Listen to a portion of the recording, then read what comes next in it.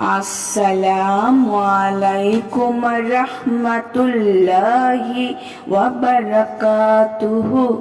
সুপ্রিয় সম্মানিত দর্শক ও শ্রোতা, আশা করি মহান রব্বুল আলামিনের দয়ায় আপনারা সকলেই ভালো আছেন। আজকে হযরত আব্দুল্লাহ ইবনে আব্বাস রাদিয়াল্লাহু তাআলা আনহু থেকে ঘটনা বর্ণনা করব। ঘটনার শিরোনাম হচ্ছে ওরা নির্দয়।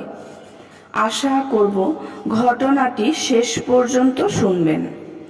হযরত সাইদ ইবনে জুবাইর রাদিয়াল্লাহু তাআলা আনহু বলেন, আমি একদা আব্দুল্লাহ ইবনে আব্বাস রাদিয়াল্লাহু তাআলা আনহুকে জিজ্ঞেস করলাম, মক্কার মুশরিকরা কি নবীজি সাল্লাল্লাহু আলাইহি ওয়াসাল্লামের উপর এতটাই ভয়াবহ নির্যাতন চালাতো যার কারণে তারা ইসলাম ধর্ম ছেড়ে দিতে বাধ্য হলো?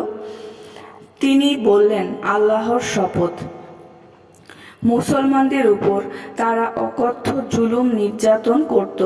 তাদের অত্যাচার, অবিচার এবং নিপীড়ন উৎপীড়ন সকল সীমা ছাড়িয়ে যেত।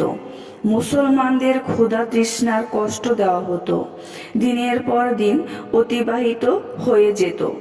এক লোকমা খাবার কিংবা এক ঢোক পানীয় তাদের দেওয়া হতো না। দুর্বলতার দারুণ তারা সোজা হয়ে বসতেও পারত না। এই অবস্থায় মুশরিকরা মুসলমানদের থেকে যেভাবে চাইতো শিরকি শব্দ বের করে নিত। জীবন বাঁচাতে তারা বাধ্য হয়ে তা বলে দিত। তারা মুসলমানদের বলতো, লাত উজাও আল্লাহ ব্যতীত প্রভু মানো কি মানো না? মুসলমান বলতো হ্যাঁ। এমনকি নর্দমা থেকে কোনো কীটও যেতে দেখলে তারা বলতো, আল্লাহ ব্যতীত এই কীটও তোদের উপাস্য কিনা বল। মুসলমানগণ তখন বাধ্য হয়ে তা বলে দিত।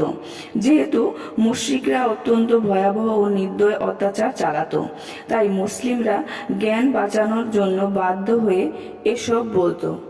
সুপ্রিয় ইসলামিক আমলের দর্শক শ্রোতাবৃন্দ, আশা করি ঘটনাটি ভালো লেগেছে।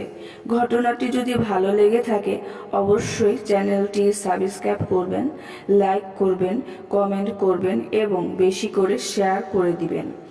সবাই ভালো থাকবেন। আল্লাহ হাফেজ।